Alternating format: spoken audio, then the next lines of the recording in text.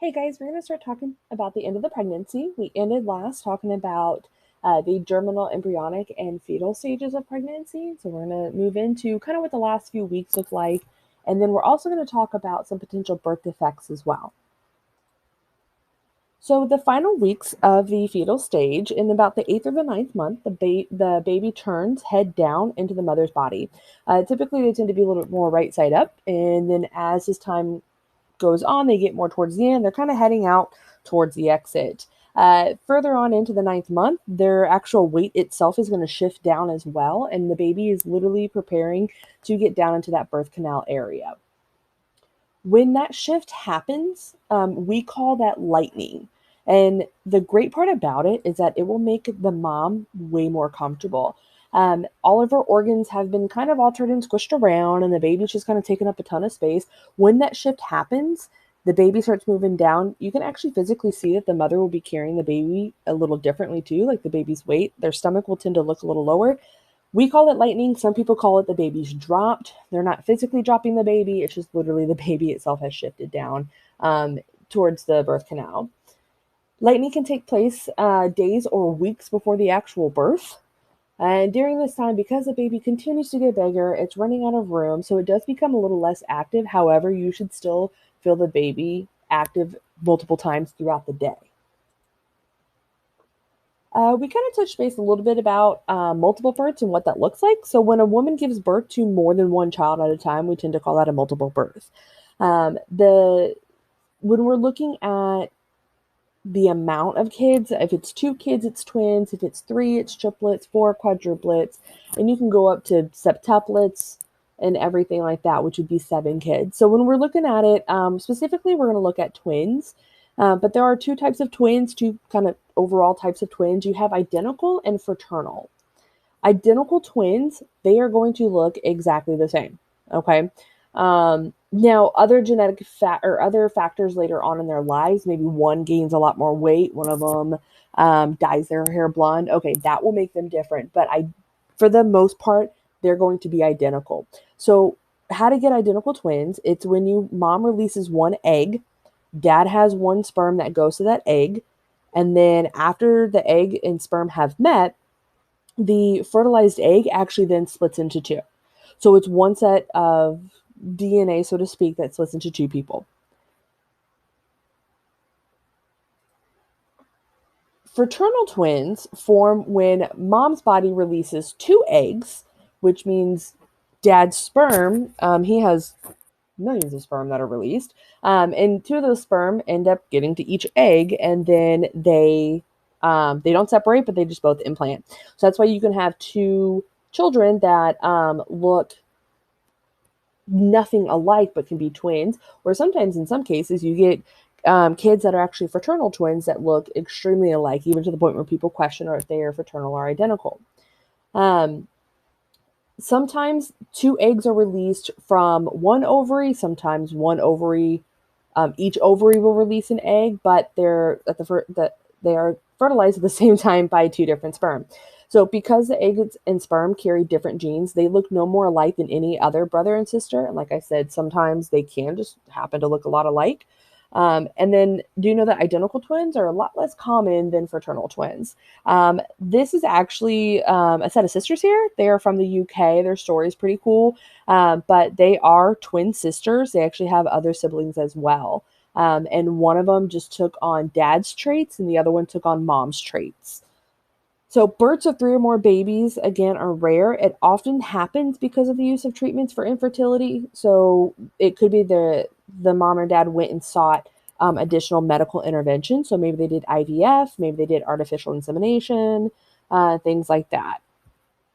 However, triplets can happen, quadruplets can happen naturally too. So, unfortunately, sometimes families will experience an infancy or pregnancy loss, and we call that either a miscarriage or a stillbirth. Miscarriage happens when the developing baby passes away prior to the 20th week of pregnancy, which is the halfway point. A stillbirth happens when the fetus passes away after the 20th week of pregnancy. Do you know that many parents and family members should seek out support from other family members or within their community to help process the loss of the baby.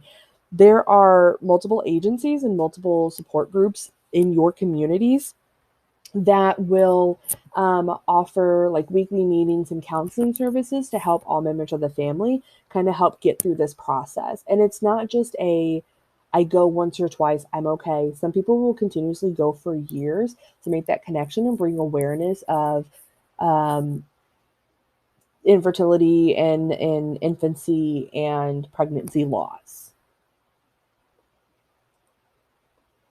So that's what I want you guys to know, kind of like the tying up the loose ends at the end of the pregnancy. Now, during the pregnancy, um, you're gonna women are gonna go through a process, and basically we're gonna look at different types of testing that will kind of determine if there are birth defects. We're gonna get to the testing part later and actually how those tests are done, but we're gonna look at the different categories of birth defects.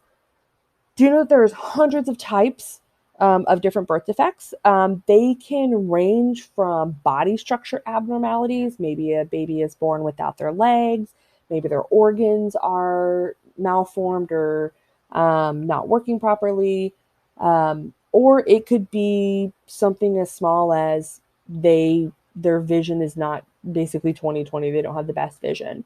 Um, so there are four main categories of birth defects. We call those that are influenced by environmental factors. You've got your genetic or your hereditary. You've got errors in chromosomes, and then you've also got the last one, which is a combination of environmental and hereditary factors. So about 120,000 children born in the U.S. are born with a type of birth defect. So it's more common than you think. And like I said, the range of severity that it is just it's different for each child, for each family. So when we talk about environmental influences, these are choices that the mother makes or conditions to which she's exposed to that she's not aware of. So sometimes if mom is choosing to smoke and drink during pregnancy, any type of birth defect that is a result of that is those were decisions that she made. Now, there are times that she is exposed to things that she's not aware of that are going to affect her pregnancy. So, some of these can include the nutrition of her diet. If she doesn't eat that great during pregnancy, that could lead to some issues.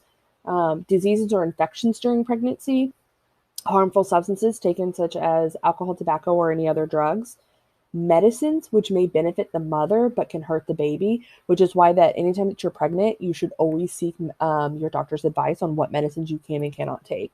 So some of the more name brand stuff, like medicines for like a headache and things like that, there's a certain common one that they can't take because of an ingredient in there, but they're allowed to take the other version of it. And I know it sounds funny, but um, yeah, one version has this special ingredient, the other one doesn't. So that's why they at least it's not like they can't have any medicine when they're sick. They just have to be very conscientious of the medicine that they do take.